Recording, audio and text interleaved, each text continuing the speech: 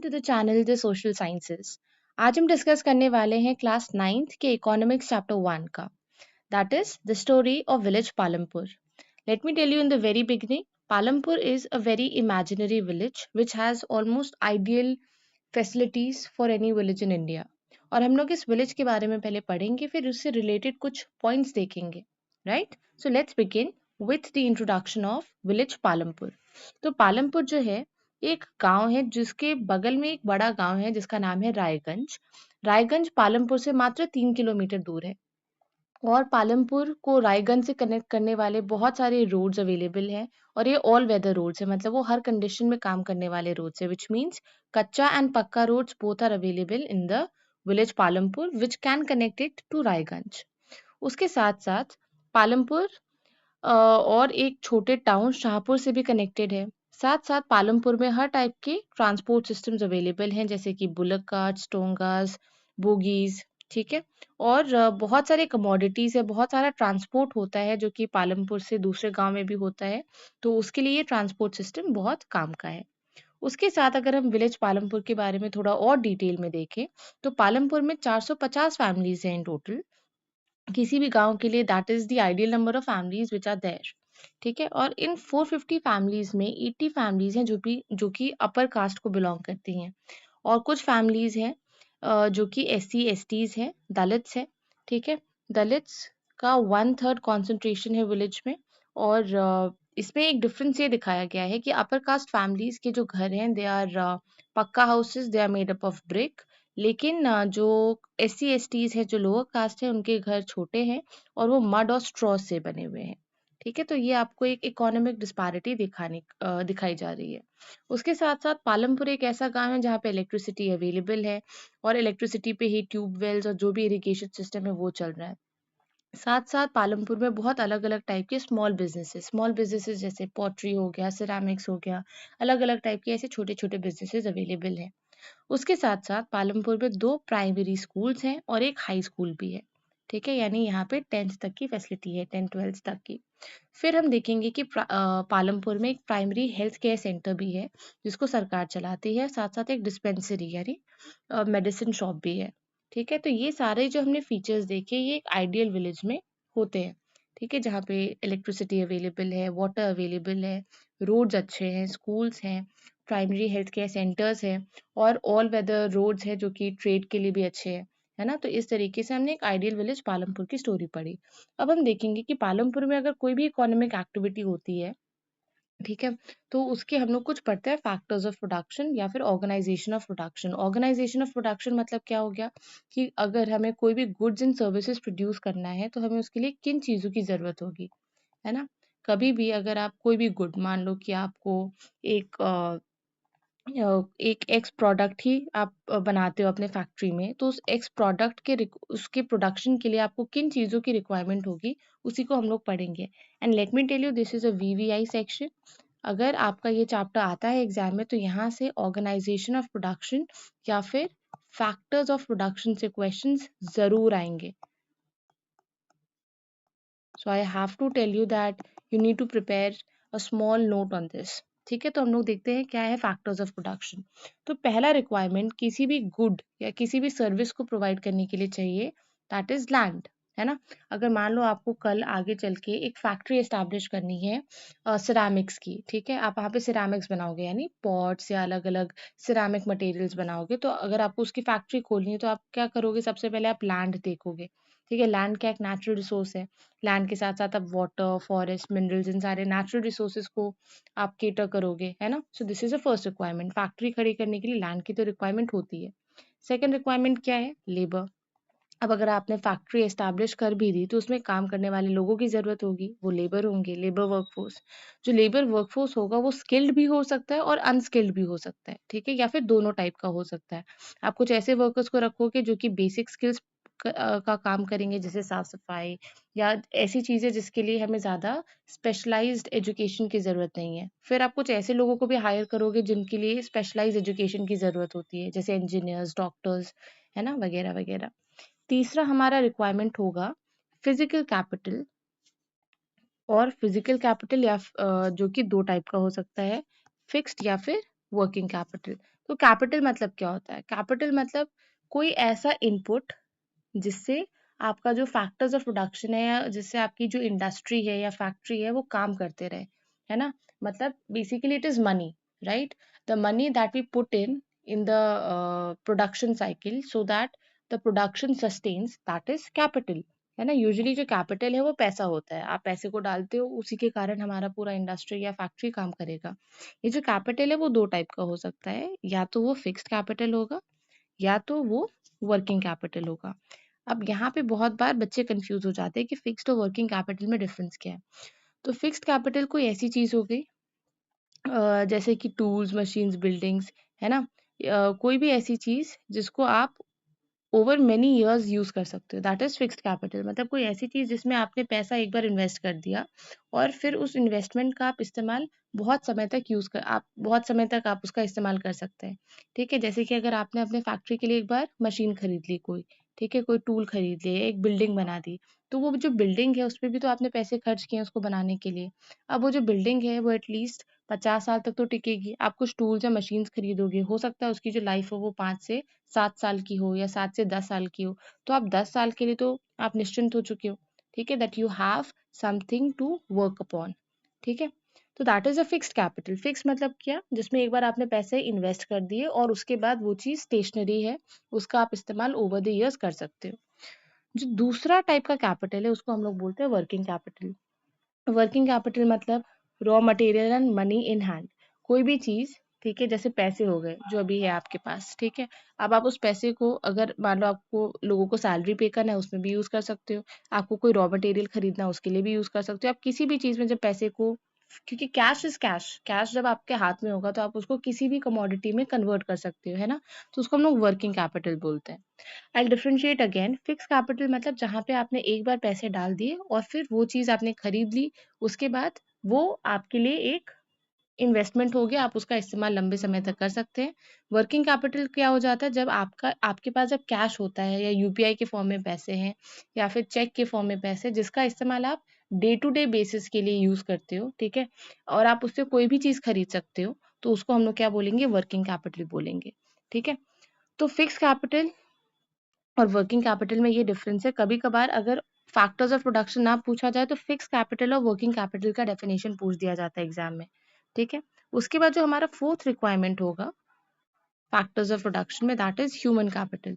अब मान लो कि आपने बहुत सारे पैसे लगा दिए, आपने एक इंडस्ट्री खड़ी कर दी, आपने कुछ लेबरर्स को हायर कर लिया, ठीक है, काम करने के लिए, लेकिन इन दी एंड उस फैक्ट्री को चलाने के लिए you need a human brain. ठीक है, you need entrepreneurship skills.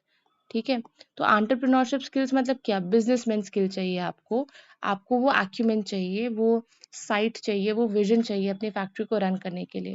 That is called the human capital thing. Okay, so हमने देखा factors of production. Factors of production मतलब अगर हम लोग कोई भी सर्विस या कोई भी गुड्स प्रोड्यूस करते हैं तो उसके लिए हमें 4 चीज़ों की रिक्वायरमेंट होती है।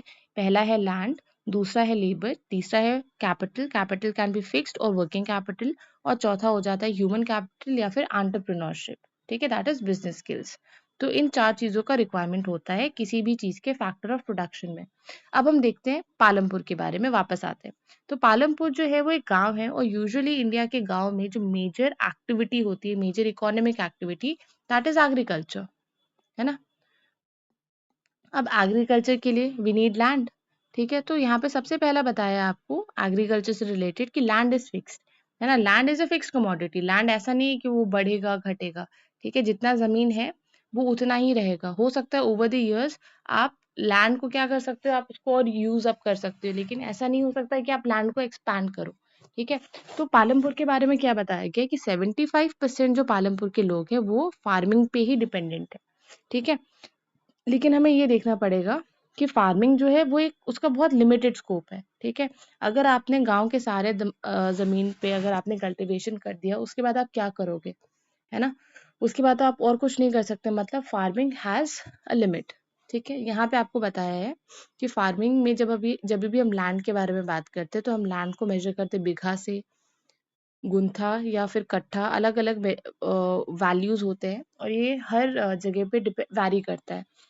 मान लो बिहार में लैंड को हम लोग कट्ठा या बीघा के फॉर्म में मेजर करते हैं। यूपी में उसकी टर्मिनोलॉजी कुछ और होगी, दिल्ली में कुछ और बोल रहे हैं, साउथ इंडिया में उसका टर्मिनोलॉजी कुछ और होगा। ठीक है, तो ये हो गया पहला पॉइंट कि लैंड तो फिक्स है। तो अभी हमें अगर ज़्यादा क्रॉप्स को ग्रो करना है, अगर पॉपुलेशन बढ़ती है तो क्रॉप्स का डिमांड भी बढ़ेगा, और उसके लिए अब हमें क्या करना पड़ेगा, हमारे पास ज़मीन तो लिमिटेड रहेगी, लेकिन अब हमें उस ज़मीन से प्रोडक्शन बढ़ाना पड़ेगा। ठीक है, तो प्रोडक्शन बढ़ाने के लिए हम लोग क्या कर सकते हैं, उससे पहले आपको बताया है कि क्रॉप सिस्टम्स हमारे पास 2-3 टाइप के क्रॉप सिस्टम्स है, जैसे कि वी हैव खरीफ क्रॉप्स। ठीक है, and then we have rabi crops. तो यहाँ पे खरीफ क्रॉप्स के बारे में बताया है। ठीक है, इनको कल्टीवेट किया जाता है बिटवीन अक्टूबर एंड दिसंबर, और राबी क्रॉप्स ये विंटर सीजन में ग्रो करते हैं। ठीक है, इनका कल्टीवेशन होता है अप्रैल सीजन में। तो ये 2 टाइप के क्रॉप्स आपने साइंस में भी पढ़ा होगा, आई एम श्योर। ठीक है, इसके अलावा एक और क्रॉप सिस्टम होता है जिसको हम लोग ज़ैद क्रॉप्स बोलते हैं। ज़ैद क्रॉप्स वो होते हैं जो कि खरीफ और रबी के बीच वाले सीजन में ग्रो किए जाते हैं। मतलब जब खरीफ क्रॉप्स का कल्टीवेशन हो चुका है और रबी क्रॉप्स को सो करना है, उससे पहले उस बीच में जो 2-3 महीने का गैप होता है ज़मीन पे, उसमें जो हम लोग क्रॉप्स ग्रो करते हैं उनको ज़ैद क्रॉप्स बोलते हैं। ठीक है, तो अब हम लोग बात कर रहे थे कि कैसे हम लोग लैंड की प्रोडक्टिविटी बढ़ाएं। ठीक है, तो प्रोडक्टिविटी बढ़ाने के लिए हम लोग क्या कर सकते हैं, हम लोग इरिगेशन सिस्टम थोड़ा डेवलप कर सकते हैं। ठीक है, अगर ज़्यादा अच्छा इरिगेशन सिस्टम होगा तो हो सकता है हमारा जो क्रॉप का प्रोडक्टिविटी है वो बढ़ जाए।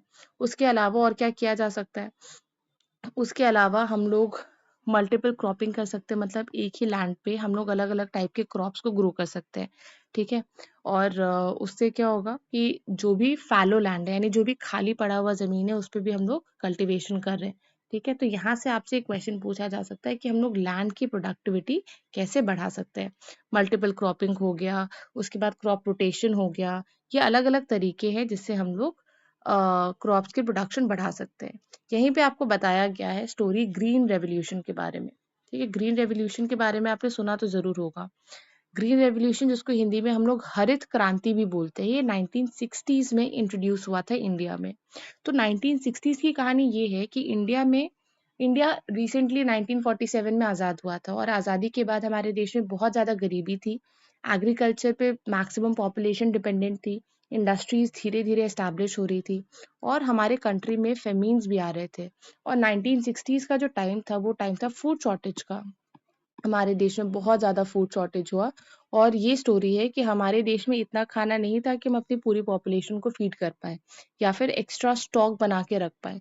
तो हमारे देश में हमने क्या किया, फूड को इंपोर्ट करना शुरू किया, राइस, व्हीट, इन सारे क्रॉप्स को हमने दूसरे देशों से इंपोर्ट करना शुरू किया, नोटेबली यूएस जैसे बड़े बड़े देशों से। लेकिन यूएस एज अ स्टेट जब हमारे देश में क्रॉप्स भेज रहा था, तो बहुत सारे जो क्रॉप्स थे वो बहुत सब स्टैंडर्ड लेवल के थे। ठीक है, तो इससे हमारे जो इंडियन गवर्नमेंट थी, इंडियन पॉपुलेशन थी, उसको समझ में आया कि हम लोग किसी फॉरेन स्टेट पे डिपेंड नहीं कर सकते अपने क्रॉप सिक्योरिटी के लिए, अपने फूड सिक्योरिटी के लिए। और उसी वक्त हमारे देश के जो साइंटिस्ट थे उनको प्रोपेल किया गया कि आप कुछ ऐसी नई टेक्नोलॉजी लाओ जिससे हमारे देश की प्रोडक्टिविटी बढ़े। और उसी वक्त ग्रीन रेवोल्यूशन इंट्रोड्यूस हुआ। ग्रीन रेवोल्यूशन जो था, एक मेक्सिकन साइंटिस्ट थे, ठीक है, जिनका नाम था नॉर्मन बोरलॉग। नॉर्मन बोरलॉग ने एक न्यू टेक्नोलॉजी इजाद की थी जिसको बोलते हैं HYV सीड्स। HYV सीड्स जिसका फुल फॉर्म है हाई यील्डिंग वैरायटी सीड्स। तो नॉर्मन बोरलॉग ने क्या किया कि मान लो 2 क्रॉप है, क्रॉप ए और क्रॉप बी। तो क्रॉप ए और क्रॉप बी दोनों क्रॉप के जो बेस्ट फीचर्स है उनको कंबाइन करके एक नया टाइप का क्रॉप सी बना दिया। ठीक है, जैसे मान लो एक व्हीट प्लांट है जिसकी हाइट बहुत ज्यादा है लेकिन इसके ग्रेन्स बहुत छोटे हैं। दूसरा अगेन व्हीट प्लांट है लेकिन इसकी हाइट छोटी है, लेकिन इसके जो सीड्स हैं वो बहुत मोटे हैं। दोनों ने जो सी टाइप का क्रॉप बनाया, दोनों को कंबाइन करके, उसमें क्या हुआ, अब ये जो क्रॉप है ये लंबा भी है, ठीक है, क्रॉप ए की तरह, और इसके जो सीड्स आ रहे हैं वो बहुत मोटे मोटे सीड्स है क्रॉप बी की तरह। मतलब HYV सीड्स यानी हाई यील्डिंग वैरायटी सीड्स, यानी हम कुछ ऐसे सीड्स लेते हैं, एक ही क्रॉप के अलग अलग वैरायटी लेते हैं, और उन वैरायटीज के जो बेस्ट फीचर्स होते हैं उसको कंबाइन करके एक तीसरा वैरायटी बना देते हैं जो कि बहुत हाई यील्डिंग होता है, जिसकी प्रोडक्टिविटी बहुत ज्यादा हाई होती है। तो नॉर्मन बोरलॉग जो मैक्सिकन साइंटिस्ट थे उन्होंने HYV सीड्स इजाद किए। ठीक है, और यही सीड्स इंडिया में इंट्रोड्यूस करने का जो क्रेडिट जाता है वो हमारे इंडियन साइंटिस्ट को जाता है। ठीक है, C Subramaniam, he is quite a famous scientist, he is called the father of Indian green revolution. और उन्होंने ये सीड जो था वो इंडिया में इंट्रोड्यूस किया है, HYV सीड्स। ठीक है, अब HYV सीड्स जैसे इंट्रोड्यूस किए गए तो वो सबसे पहले पंजाब, हरियाणा और वेस्टर्न यूपी में इंट्रोड्यूस किए गए 1960s में, वेस्टर्न यूपी। ठीक है, और इन 3 स्टेट्स में देखा गया कि प्रोडक्शन जो था वो बहुत ज़्यादा बढ़ गया, ऑलमोस्ट ऑलमोस्ट 10 गुना प्रोडक्शन बढ़ गया। यानी अभी भी ज़मीन उतनी है, लेकिन जब हमने HYV सीड्स डाले अपने सॉइल में तो उसके कारण जो प्रोडक्टिविटी थी उसका वो बहुत ज़्यादा बढ़ गई। ठीक है, तो HYV सीड्स, साथ साथ HYV सीड्स को चाहिए था केमिकल फर्टिलाइजर्स। ठीक है, और कुछ पेस्टिसाइड्स भी डालने होते थे, और एक और चीज़ ये थी कि इसको बहुत हाई अमाउंट ऑफ वाटर चाहिए होता था HYV सीड्स को। लेकिन केमिकल फर्टिलाइजर्स, पेस्टिसाइड्स और हाई अमाउंट ऑफ वाटर डालने के बाद HYV सीड्स का प्रोडक्शन बहुत ज़्यादा बढ़ गया। सो ग्रीन रेवोल्यूशन बहुत सक्सेसफुल रहा। हमारे देश की जो फूड सिक्योरिटी थी वो हम उसको पूरा कर पाए। ठीक है, अब हमारे देश में प्रोडक्शन उतना हो रहा है जितने की रिक्वायरमेंट है। ठीक है, लेकिन HYV सीड्स का एक ड्रॉबैक ये था, इसका जो हम कॉन्स बोल सकते हैं, डिसएडवांटेज बोल सकते हैं, वो ये है कि इसके कारण वाटर रिक्वायरमेंट बहुत ज़्यादा हो रहा है ना? तो वाटर रिक्वायरमेंट हो रहा है, हो रहा है, हो रहा है, और अगर आप उसमें पेस्टिसाइड्स भी डाल रहे हो, तो पानी में जब पेस्टिसाइड्स घुल के मिल जाएगा, तो क्या होगा? वाटर कंटामिनेशन हो जाएगा या फिर वाटर पॉल्यूशन होगा। ठीक है, that was one drawback. The other drawback was, अगर आप बहुत ज़्यादा फर्टिलाइज़र डालोगे लैंड में, तो उससे क्या हो जाएगा? लैंड बैरन हो जाएगा, यानी इनफर्टाइल हो जाएगा, उसकी फर्टिलिटी धीरे-धीरे कम हो जाएगी। इसीलिए आज ये देखने को मिलता है कि पंजाब, हरियाणा या वेस्टर्न यूपी की जो ज़मीनें हैं, उनकी प्रोडक्टिविटी धीरे-धीरे कम हो रही है, क्योंकि उन ज़मीनों पे बहुत ज़्यादा फर्टिलाइज़र्स का इस्तेमाल हुआ है। ठीक है, क्योंकि वहाँ पे HYV सीड्स सबसे पहले इंट्रोड्यूस किए गए थे, और ये एक बहुत बड़ा डीमेरिट है HYV सीड्स का। However, Green Revolution still remains a major turning point for Indian agriculture and for Indian scientific revolution. और ग्रीन रेवोल्यूशन बहुत इंपॉर्टेंट है आपके एग्जाम के लिए भी, इस पे नोट मेकिंग आ सकता है, इस पे इसका एडवांटेज और डिसएडवांटेज पूछा जा सकता है। So I hope you are going to remember that. Okay, next है विल द लैंड सस्टेन। अब मान लो हमने ये देखा कि लैंड लिमिटेड है, दूसरी चीज हमने ये देखी कि लैंड की प्रोडक्टिविटी कैसे बढ़ाए। अब नेक्स्ट क्वेश्चन है कि विल द लैंड सस्टेन। अब मान लो आपने ग्रीन रेवोल्यूशन तो कर दिया, लेकिन क्या ग्रीन रेवोल्यूशन से आप बहुत लंबे समय तक आप उस पर डिपेंड कर सकते हो? नहीं, है ना? अभी जो हमने कॉन्स डिस्कस किए थे ग्रीन रेवोल्यूशन के, वही बताए गए हैं। ठीक है, कि लैंड जो है वो डिग्रेड हो जाएगा, साथ साथ ग्राउंड वाटर कम हो जाएगा, सॉइल फर्टिलिटी कम हो जाएगी। तो ये हमने इस सेक्शन में पढ़ा। उसके बाद हम लोग आगे जाएंगे, हम देखेंगे how is land distributed between the farmers of Palampur. अब जो ज़मीनें हैं वो किस तरीके से डिस्ट्रीब्यूटेड है, तो हम ये देख चुके हैं कि 450 फैमिलीज हैं। ठीक है, पालमपुर में, जिसमें से 1/3 फैमिलीज जो है वो लैंडलेस है, जो SC ST फैमिलीज है। ठीक है, 150 फैमिलीज के पास अपनी जमीन नहीं है कल्टीवेशन के लिए। उसके बाद कुछ फार्मर्स ऐसे हैं जो कि स्मॉल फार्मर्स हैं। तो पहली कैटेगरी है लैंडलेस फार्मर्स की, दूसरी कैटेगरी है स्मॉल फार्मर्स की। स्मॉल फार्मर्स वो हैं जिनकी जमीनें बहुत छोटी हैं। ठीक है, उसके बाद कुछ फार्मर्स ऐसे भी हैं जो कि मीडियम एंड लार्ज फार्मर्स हैं। Around 60 families medium and large farmers की है। ठीक है, मीडियम एंड लार्ज फार्मर्स वो है जिनके पास 2 हेक्टेयर से ज्यादा की लैंड है। स्मॉल फार्मर्स जिनके पास 2 हेक्टेयर से कम की लैंड है। लार्ज एंड मीडियम फार्मर्स हो गए जिनके पास 2 हेक्टेयर प्लस लैंड है। ठीक है, और 2 हेक्टेयर से 10 हेक्टेयर के बीच की जमीन जो है वो मीडियम एंड लार्ज फार्मर्स हो गए। और उसके बाद सॉरी, मीडियम फार्मर्स हो गए 2 हेक्टेयर से ज्यादा की जमीन, और लार्ज फार्मर्स हो गए जिनके पास 10 हेक्टेयर से ज्यादा की जमीन है। ठीक है, तो यहाँ पे आपको एक छोटा सा मैप देखने को मिल रहा है जहाँ पे आपको बताया कि लेस देन 2 हेक्टेयर्स जो जमीन है वो मार्जिनल एंड स्मॉल फार्मर्स की है। जो medium, semi medium and large farmers है उनके पास 2 हेक्टेयर से ज्यादा की जमीनें हैं। ठीक है, तो ये चीज हमने देखी। तो यहाँ पे भी आपको दिखेगा कि गांव में भी जो जमीन है वो इक्वली डिस्ट्रीब्यूटेड नहीं रहती है। ठीक है, वो डिपेंडिंग कि किसकी कितनी इकोनॉमिक कैपेसिटी है, और किस क्या कास्ट सिस्टम रहा है, क्या वहाँ पे बैकग्राउंड, हिस्टोरिकल बैकग्राउंड रहा है, उस हिसाब से उस गांव में जमीनें उस हिसाब से डिस्ट्रीब्यूटेड रहती है।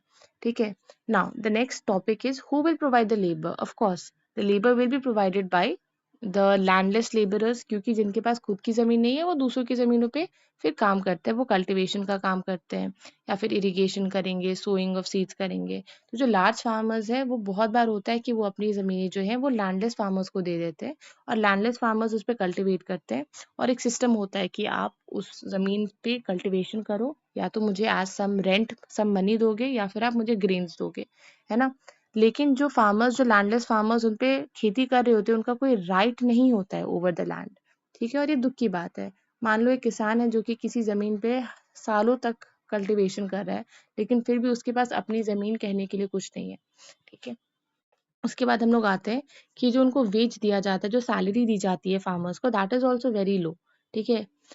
और जो वेज होता है that can be in the form of cash और in the form of kind. Cash मतलब पैसे के फॉर्म में सैलरी मिल सकती है या फिर क्रॉप के फॉर्म में, फूड ग्रेन्स के फॉर्म में भी कभी कभी उनको पेमेंट दी जाती है, ठीक है। यहाँ पे आपको एग्जाम्पल दिया गया है दाला का। Dala is a landless farm labourer who works on daily wage in Palampur. This means he must regularly look for work. The minimum wage for a farm laborer set by the government is rupees 300 per day. तो मार्च 2019 में government ने landless labour के लिए जो amount fix किया था वो 300 रुपये पर डे था, लेकिन दाला को कितना मिलता है, सिर्फ 160 रुपये मिलता है। तो सरकार भी अपनी बार कोशिश कर रही है कि एक मिनिमम वेज फिक्स की करे, लेकिन ये जो वेज सिस्टम है वो विलेज टू विलेज और डिस्ट्रिक्ट टू डिस्ट्रिक्ट वैरी करता रहता है, ठीक है। उसके बाद हम लोग आते हैं नेक्स्ट टॉपिक पे, the capital needed in farming. अब मान लो आपने फार्मिंग करनी है, ठीक है। फार्मिंग करने के लिए आपको कुछ कैपिटल यानी कुछ पैसों की जरूरत होगी। तो ये पैसे कहाँ से आते हैं फार्मर्स के पास? तो जो स्मॉल फार्मर्स होते हैं मैक्सिमम टाइम वो पैसे बोरो करते हैं, यानी उधार पे, लोन पे लेते हैं, ठीक है। और वो यूजुअली किन से लोन लेते हैं? वो मनी लेंडर्स या फिर ट्रेडर्स से लोन लेते हैं। तो जो मनी लेंडर्स होते हैं या ट्रेडर्स होते हैं, ठीक है, वो उनसे रेट ऑफ इंटरेस्ट भी ज़्यादा लेते हैं। और साथ-साथ बहुत बार ये डील होता है साइन कि आपने जब खेती की तो अपनी खेती का कुछ हिस्सा, कुछ अनाज आपको मुझे देना पड़ेगा, ठीक है। इसके कारण क्या होता है, जो स्मॉल फार्मर्स हैं उनको मैक्सिमम उनका पार्ट जो होता है वो तो मनी लेंडर्स को रीपे करने में ही चले जाता है, तो अपने पास उनके लिए कुछ बचता नहीं है। और यहाँ पे आपको सविता की कहानी बताई गई है जो कि एक स्मॉल फार्मर है, ठीक है। और उसको सीड्स, फर्टिलाइजर्स, इन सारी चीज़ों के लिए पैसे चाहिए और अराउंड अराउंड 3,000 कैश चाहिए, ठीक है। लेकिन उसके पास क्योंकि खुद का पैसा नहीं है तो वो तेजपाल सिंह जो कि वहाँ का एक लार्ज लैंड ओनर है उससे जाके पैसे बोरो करती है, ठीक है। और उसको 24% रेट ऑफ इंटरेस्ट देना पड़ता है 4 महीने के लिए, बहुत ज़्यादा है 24%, ठीक है। साथ साथ वो एक जगह पे लेबरर का भी काम करती है, तो उस वहाँ पे 100 रुपए उसको मिलते हैं। तो इस तरीके से हम देख रहे हैं कि जो सविता है उसको बहुत मुश्किल हो रही है अपने खुद की खेती भी करना, फिर दूसरी जगह से भी वो अर्न कर पा रही है ताकि उसको वो पैसे पे कर पाए, ठीक है। यहाँ पे वो अपने 3 बच्चे हैं उनको भी लगाती है घर के कामों में ताकि वो पैसे रीपे कर पाए, उसके पास ज़्यादा समय मिले उसको काम करने के लिए, है ना। तो यहाँ पे हम देख रहे हैं कि स्मॉल फार्मर्स की कितनी ज़्यादा मुश्किलें होती हैं। सेकंड है, जो स्मॉल फार्मर्स के अलावा जो मीडियम और लार्ज फार्मर्स है वो कहाँ से पैसे लेते हैं? तो देखो उनको जो पैसे की ज़रूरत होती है वो अपनी सेविंग से ले लेते हैं। क्यों? क्योंकि इनको कभी बोरो करने की ज़रूरत नहीं पड़ती। 1 साल इन्होंने जो खेती की, उनके पास जो क्रॉप्स आया वो उन्होंने मार्केट में सेल किया और उस प्रॉफिट को वो लोग नेक्स्ट ईयर यूज़ कर सकते हैं। अनलाइक स्मॉल फार्मर्स को तो जो भी प्रॉफिट होता है वो उनको अपने मनी लेंडर्स का इंटरेस्ट पे करने में ही चले जाता है। लेकिन जो मीडियम और लार्ज फार्मर्स होते हैं वो क्या करते हैं, वो अपनी सेविंग्स का इस्तेमाल कर लेते हैं, है ना। तो ये डिफरेंस है स्मॉल फार्मर्स और मीडियम लार्ज फार्मर्स के कैपिटल रिक्वायरमेंट में। यहाँ पे क्या हो सकता है, अगर स्मॉल फार्मर्स बैंक से लोन ले तो उनको कम रेट ऑफ इंटरेस्ट देना पड़ेगा, ठीक है। तो that can be a good intervention, that can be a good solution for them, ठीक है। उसके बाद हम लोग आएंगे नेक्स्ट टॉपिक पे, that is sale of surplus farm products. अब मान लो आपके पास, आपने खेती कर दी, ठीक है, हमारे पास अब ग्रेन्स आ चुके हैं, अब हमें उनको सेल करना है, ठीक है। तो we are going to sell that thing in the market. अच्छा, मान लो अगर 100 kg ही या 100 टन प्रोडक्शन हुआ है किसी जमीन से, तो कुछ जो 10 से 15 टन फार्मर रख लेता है अपने सस्टेनेबिलिटी के लिए, अपने घर के लिए कुछ अनाज रख लेता है। उसके बाद जो बचा हुआ अनाज है, ठीक है, यानी मान लो 80 से 90 टन्स, ठीक है, वो जाके उसको मार्केट में सेल करेगा, ठीक है, मार्केट में भी सेल करेगा। कभी कभी वो क्या करता है फार्मर, वो डायरेक्टली शॉपकीपर्स को सेल करता है या फिर किसी मिडिलमैन को सेल करता है। ठीक है, इस तरीके से, या मनी लेंडर को देता है। तो इस तरीके से वो अपने प्रोडक्ट्स को सेल करते हैं। ठीक है, तो क्या देखा हमने किस तरीके से प्रोडक्ट सेल होता है, या तो आप मनी लेंडर को दो, क्योंकि मनी लेंडर के साथ तो कॉन्ट्रैक्ट हुआ है कि जो तुम्हारा प्रोडक्ट होगा उसका कुछ हिस्सा तुम मुझे दोगे, या फिर आप किसी ट्रेडर को देते हो। ठीक है, या किसी होलसेलर को देते हो, होलसेलर फिर रिटेलर को देता है और फाइनली वो जाके मार्केट में सेल होता है। बहुत जगहों पे गांव में मंडी बनी हुई होती है, मंडी में फार्मर्स जाते हैं। मंडी मतलब एक होलसेल मार्केट। वहां पे फार्मर्स जाते हैं और अपना अनाज बेचते हैं, और वहां पे जो अनाज खरीदते हैं वो उनको फार्मर्स को कुछ पैसे देते हैं उसके रिटर्न में।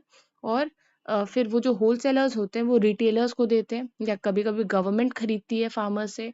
ठीक है, तो ये अलग अलग तरीके हैं जिससे फार्मर्स अपना प्रोडक्ट सेल कर सकते हैं। ठीक है, नेक्स्ट है non farm activities in Palampur.